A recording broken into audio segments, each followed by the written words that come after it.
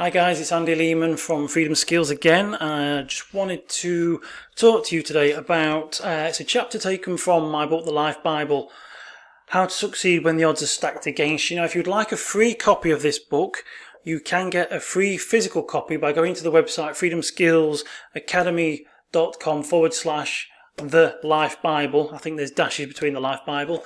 You can get yourself a free copy of the book. You just pay postage and packaging. So I wanted to talk today about this idea that your bank account is a reflection of your past. Now, I love this idea. This is slightly different to how most people think. Most people think that they go to work, they get paid at the end of the month, and then that money is then determined what they can do that month following. And it is correct, it's partly right, and it is what most people do. They look at the bank account and they see what money they've got and they can see what they can afford to do. Now, I prefer to see a bank account as the reflection of your previous month. So instead of allowing your bank account to dictate what you do on each month, is that you allow your actions and your spending to dictate what your bank account becomes. Because effectively, at the end of the month, what balance you have left is actually determined by what you've just previously done that month. So if you've been working hard, you've been putting in the overtime, or you've been doing some extra work for pennies, then that money is going into your bank account, and at the end of the month, it's growing. Or it has grown because of your actions. If you have been working hard and not been out spending, then you've not actually been spending the money out of the bank account, so you'll be left with more money at the end of the month. Now, that sounds obvious. It's common sense, basically. It's a common sense approach. But this is the thing, is that most people don't generally have that common sense approach. They don't think about things in that same way. It is obvious. The more money you earn and the less you spend, you are going to have more money at the end of the month. But most people generally seem to think that they go to work and they want to earn their money, and then they'll look, and at the end of the month or the start of the new month, they're like, right, what have we got? What we can do? We can do this, we can do that. Which is great. Money is to be spent. I've said this many a time. We live a short life. We're possibly going to live expectant age. Average age in the UK is about 82 years, I believe. And towards the latter years, you're going to be a bit sort of older and frail. So you want to enjoy life, and that's the whole purpose of money. Money is a tool to be enjoyed.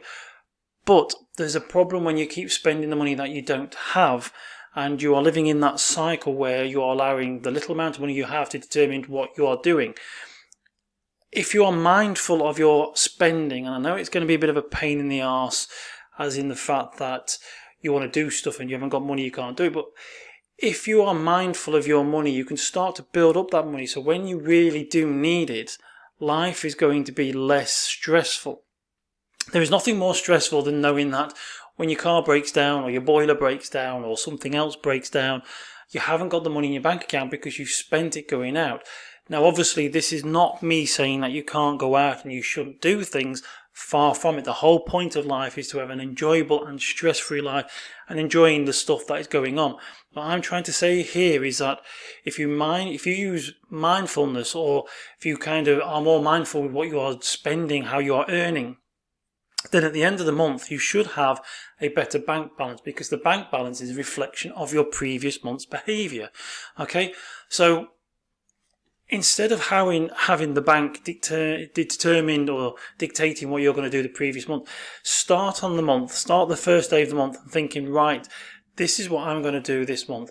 I'm going to cut back spending on this, and then I'm going to try and earn more doing this. Because not only when you cut back on something, you save money. So let's say you save £50 at the end of the month because you've not had so many pizzas and beers or something. You've cut back on something that you have quite excessively. If you also make extra £50 doing something, £50 doesn't sound like a lot of a saving. £50 doesn't sound like a lot of an earning. But at the end of the month, you've got an extra £100 because it's obviously doubled, it's amplified.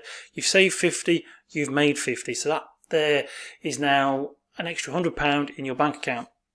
If you start your month thinking, this is what I'm going to do, I'm going to try and save this amount, and I'm going to try and earn this amount extra. There are many different ways to make money. There's a great little system called well, is it the triple S system? So it's like sell something Saturday or sell something Sunday.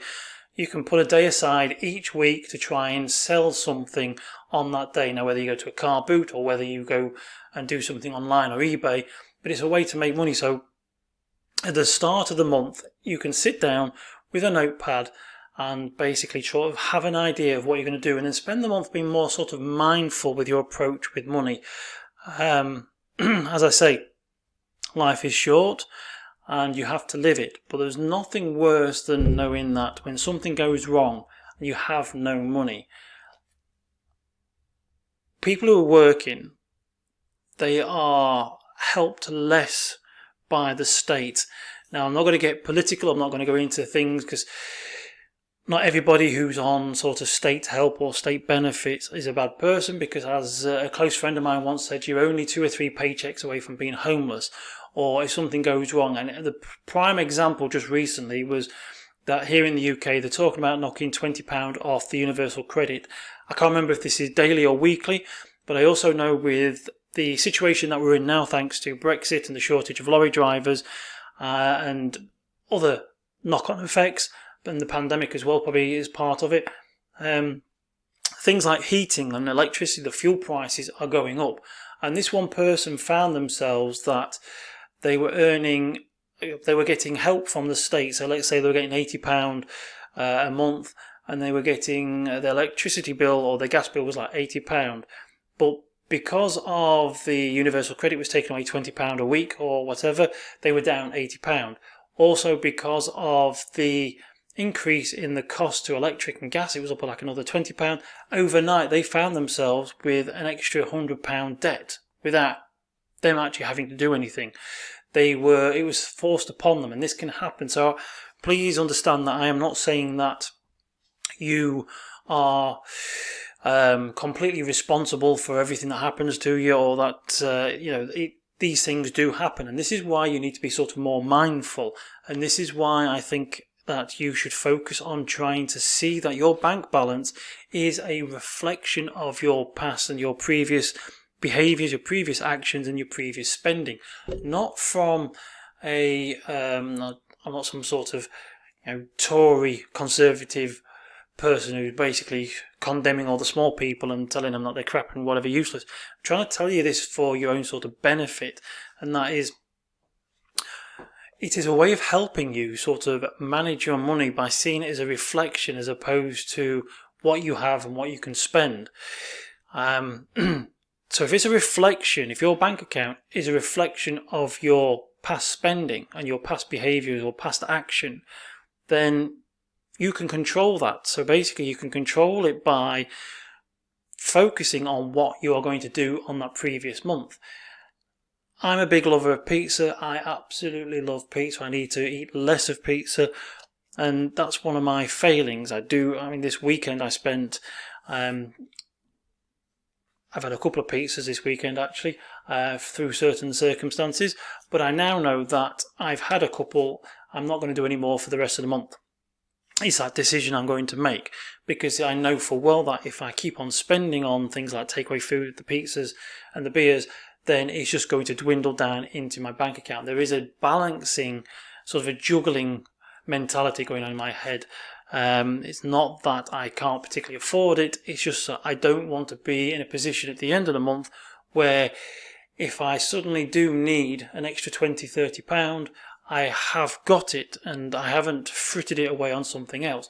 So again, this is a very sort of awkward topic to talk about. A lot of the things in this book are kind of awkward because I don't want to come across as being preachy. It's far from it. These are useful tips to help you sort of get on in life, and as I say, a lot of them are obvious, and it's just a lot of people don't actually focus on those things. They don't think about them, or they don't look at it that way.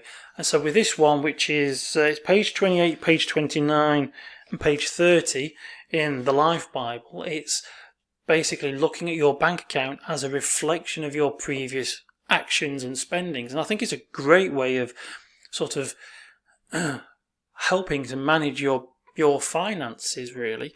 You start on the first day of the month, you sit down, you have a think of what you're going to try and do, you're going to try and earn X amount, you're going to try and save X amount.